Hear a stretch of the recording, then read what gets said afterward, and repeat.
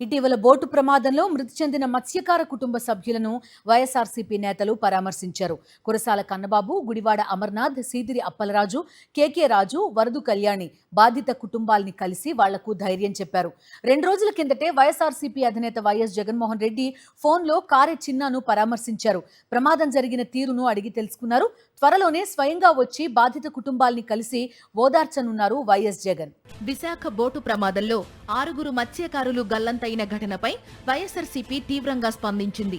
బాధిత కుటుంబాల్ని కలిసిన వైఎస్ఆర్సీపీ నేతలు మత్స్యకారుల ప్రాణాలంటే కూటమి ప్రభుత్వానికి లెక్కలేదన్నారు. కురసాల కన్నబాబు, గుడివాడ అమర్నాథ్, సీదిరి అప్పలరాజు, కేకే రాజు, వరుదు కళ్యాణి, మజ్జి శ్రీను మృతుల కుటుంబ సభ్యులను పరామర్శించారు.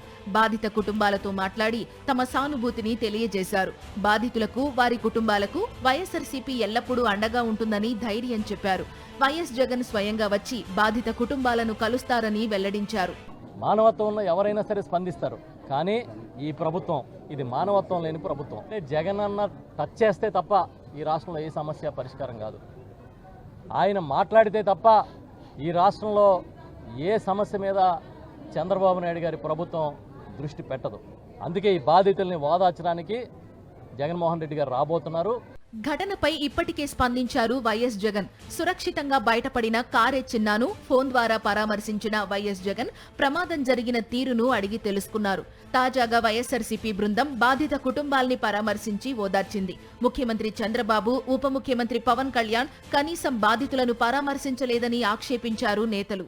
వాడంటాడు ఖచ్చితంగా జీపీఎస్ మిషన్లు ఉండాలా, ఖచ్చితంగా ట్రాన్స్పోర్ట్ ఉండాలి, నో డౌట్.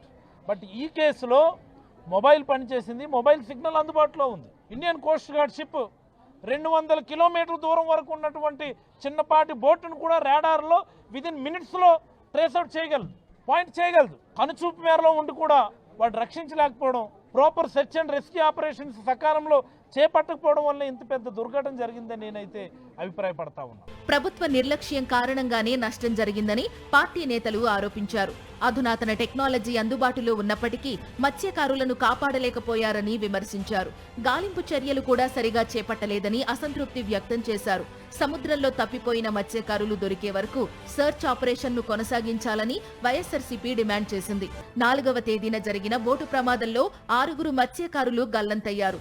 దాదాపు 72 గంటల పాటు గాలింపు చర్యలు చేపట్టినప్పటికీ వాళ్ల ఆచూకీ దొరక్కపోవడంతో గాలింపు నిలిపివేశారు.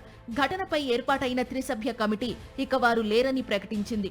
ఇంత జరిగిన తర్వాత కనీసం సానుభూతి చూపించలేదు మంత్రి కొల్లు రవీంద్ర.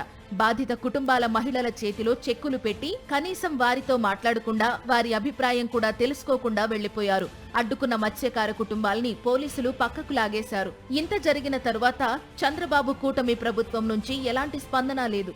ఓట్లేసి గెలిపించినందుకు తమకు సరైన బుద్ధి చెప్పారని ప్రభుత్వంపై ఆగ్రహం వ్యక్తం చేస్తున్నారు గంగపుత్రులు.